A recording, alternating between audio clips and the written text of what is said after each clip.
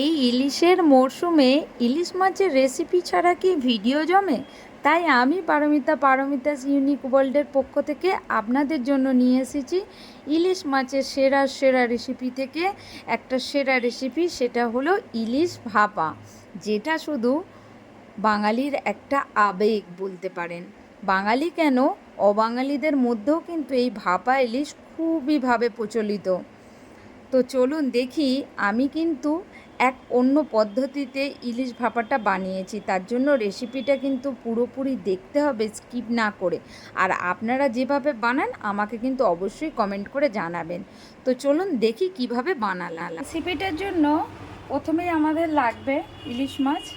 আমি এখানে একটু বড় সাইজে 4 পিস ইলিশ মাছ নিয়েছি দাগার দিকে, আর একটু সামান্য নুন হলুদ মাখিয়ে রেখেছি। এরপরে ইলিশ মাছটা ভাপার জন্য যে পেস্টটা রেডি করতে হবে, তার জন্য আমি নিয়েছি 2 টেবিল চামচ মতন সাদা সর্ষে, 1 চামচ কালো সর্ষে, 1 চামচ পোস্ত,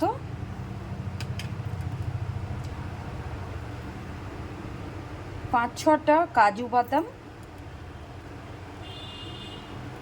6-7টার মতন কাঁচা লঙ্কা,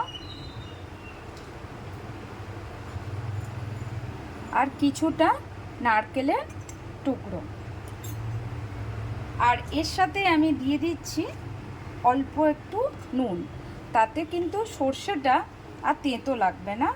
আর যেহেতু কাজু বাদামও দেওয়া রয়েছে, সেই জন্য সর্ষের তেঁতো ভাবটা কিন্তু অনেকটাই কমে যাবে। চলুন এটা পেস্ট করে নিয়ে চলে আসছি।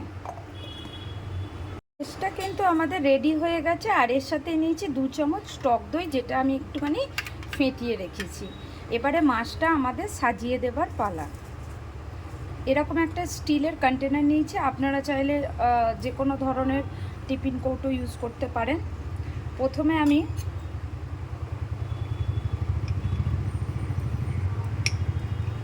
এই পেস্টটার খানিকটা পেস্ট আমি দিয়ে দিচ্ছি, আর এর মধ্যে দিচ্ছি আমি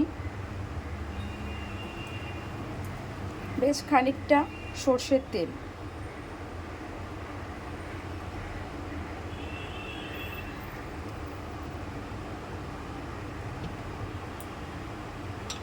আর দিচ্ছি 2 চামচ টক দই।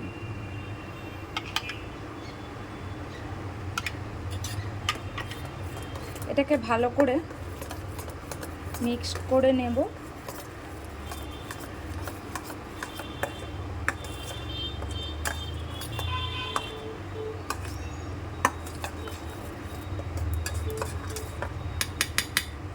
এরপর মাছগুলো আমি একে একে সাজিয়ে নেব।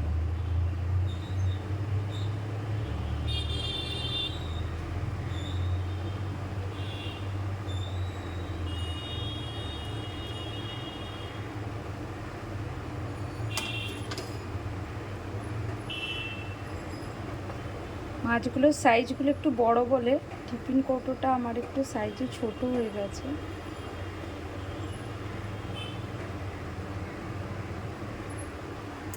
আচ্ছা, এবারে বাদবাকি যে পেস্টটা রয়েছে তার মধ্যে আমি বাকি টক দইটা দিয়ে দিচ্ছি। দিয়ে সমস্তটাকে খুব ভালো মতনভাবে আবারও মিক্সড করে নিয়ে পুরো মিশ্রণটাকে মাছের উপরে ঢেলে দিচ্ছে। আপনারা নুনটা একটুখানি দেখে দেবেন এই মুহূর্তে।